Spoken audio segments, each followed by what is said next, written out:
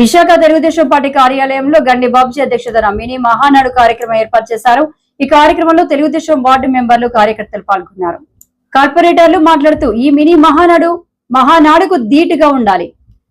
ఎన్నికల సమయంలో ప్రజలకు ఇచ్చిన హామీలను నెరవేర్చాలని కార్పొరేటర్లు, వార్డు మెంబర్లు కోరారు. ముఖ్యంగా ఈ రోజు తెలుగుదేశం పార్టీ యొక్క విధానం మేరకు ప్రతి 2 సంవత్సరాలకు ఒకసారి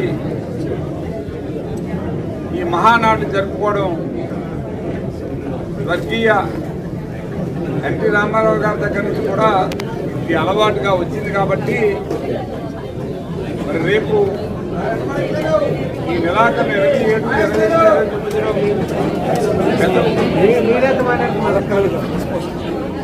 మహానాడు పెద్ద మహానాడు నిర్వహిస్తాం.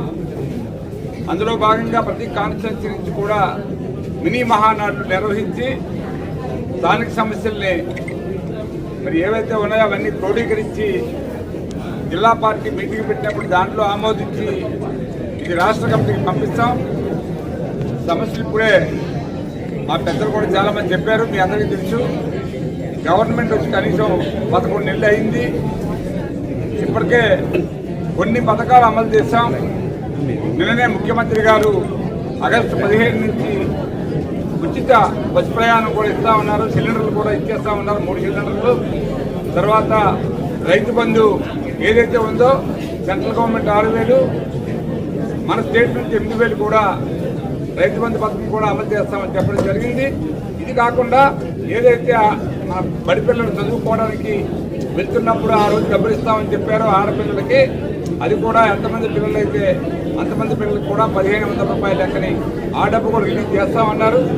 ఇంకా కొత్త రేషన్ కార్డు కూడా ఇష్యూ చేస్తామని చెప్పారు. దాని గైడ్లైన్స్ వస్తున్నాయి. ఇప్పుడే చెప్పారు మా సుజాత గారు, పక్కా ఇల్లు అందరికీ కూడా చాలా మందికి గతంలో మన హయాంలో కట్టిన ఇల్లు కూడా ఇప్పటి వరకు కూడా కేటాయించలేదు. టిడ్కో ఇల్లు అవి కూడా నిజమైన లబ్ధిదారులు ఎవరైతే ఉన్నారో వాళ్ళందరికీ కూడా ఎంక్వైరీ చేసి మళ్ళీ ఆ ఇల్లుని వాళ్ళకి కేటాయించాలనే ఉద్దేశంతో ప్రభుత్వం ఉంది.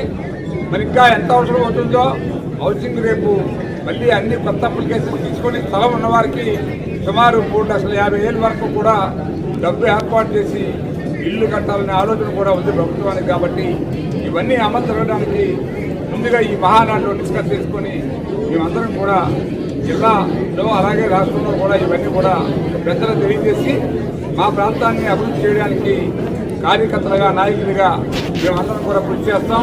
ప్రభుత్వం ఏదైతే ఉందో ఈవేళ ఈ మహానాడులో పెట్టిన సమస్యల్ని వాళ్ళు కూడా క్రోడీకరించి ప్రజలకు మనం ఏం చేయగలుగుతాం, ఏం చేయాలి, ఇప్పటి వరకు మనం ఎన్ని చేసాం, ఇవన్నీ కూడా ఇంకా ఏం చేయాలని చెప్పి ఆలోచనతో పనిచేసే ఉద్దేశంతో ఈరోజు ఇక్కడ మన విశాఖపట్నంలో నార్త్ నియోజకవర్గం యొక్క మహానాడుని మేమందరం పెద్ద సమస్యలు పెట్టుకున్నాం. కాబట్టి ఈ సందర్భంగా మేము ఒకటే కోరుతున్నాం, ప్రజలకు మేము ఏవైతే హామీ ఇచ్చామో ఆ హామీలన్నీ కూడా నిలబెట్టుకోవడానికి తప్పకుండా మా ప్రభుత్వం కట్టుబడి ఉందని చెప్పి మీ ద్వారా తెలియజేస్తూ ఉంటాం. Thank you.